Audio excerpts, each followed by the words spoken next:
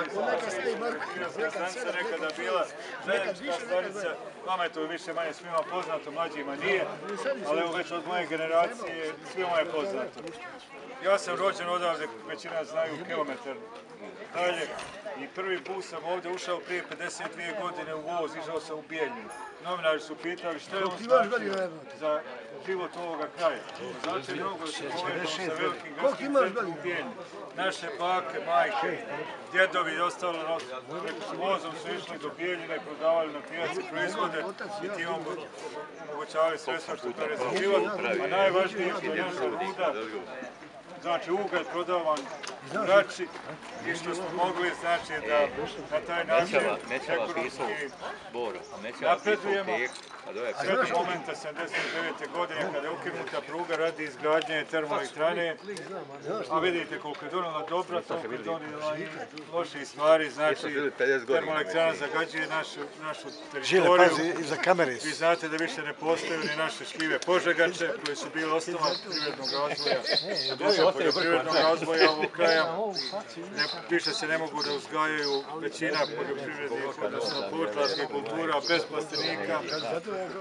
I to je bila cijena našeg ekonomskog razvoja, ali zato 2000 ljudi radi, oko 2000 ljudi radi, kao što znate, na termoelektrani obezbeđuju svoju egzistenciju, sve do momenta dok se to ne isplatiše i onda nas čeka normalno sudbina Bora, Majdanpeka i sličnih rudarskih centara koji su nestali posle eksploatacije rude. Nažalost, nije dovoljno uloženo za budućnost i odgovornost budućih političkih radnika jeste najviše da se obezbijedi mogućnost egzistencije na ovom prostoru i u budućnosti, znači da se polako počne preorientacija na neke druge izvore primanja i zarade. Pruga je napravljena u Prvom svjetskom ratu, to mnogi ljudi ne znaju. Ja sam lično to znao, recimo svoje bake i o njeno sjećanje kako je izgledalo. Pošto je to išlo onim uskim kolosijek od 60 cm, to je ona isti kolosijek kojim se ranije gurali oni, kako smo mi zvali umtovi, iz jama, kiper. Oni su koliko iz stane tona, jel? Znači, oni su na taj način vukli tu rudu i ja se sjećam da je moja baba 1900.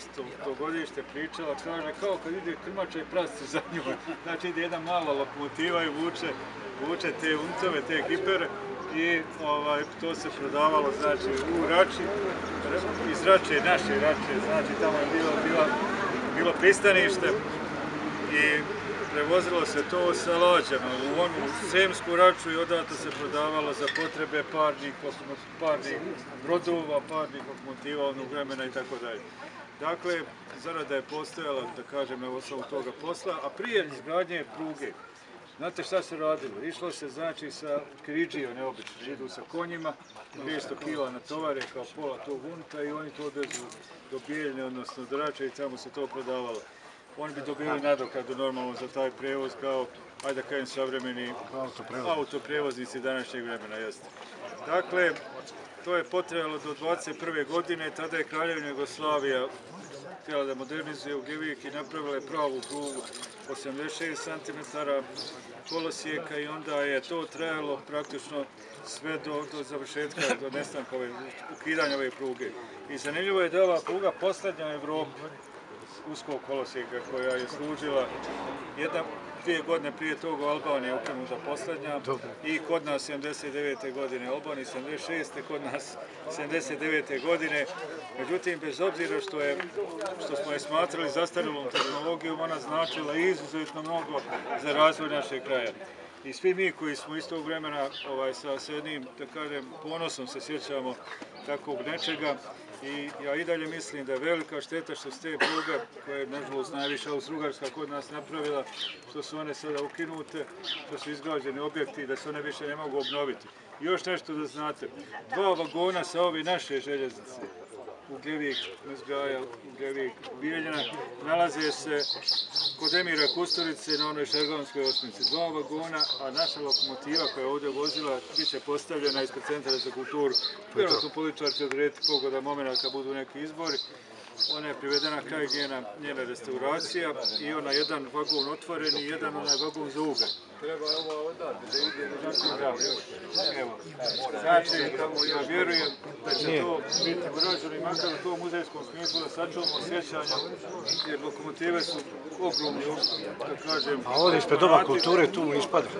Tako je, ona je saobraćala, ja sam tražio da bude u Bijeljni prvo, međutim Bijelja nije htjela da to uradi, ako neće Bijeljna Ugljevik je htio, evo i to smo uradili, svejedno je, Bijeljna Ugljevik, simbolika je sačuvana i kažem, vjerujem da će to biti vjerovatno iduće godine, Zvezdan je pitao, vjerovatno znači kad budu izbori 2016. godine će ona biti postavljena, pored onih stećaka, gdje tu će biti spomen soba i ona muzejska zbirka, u onoj zgradi Centra za kulturu.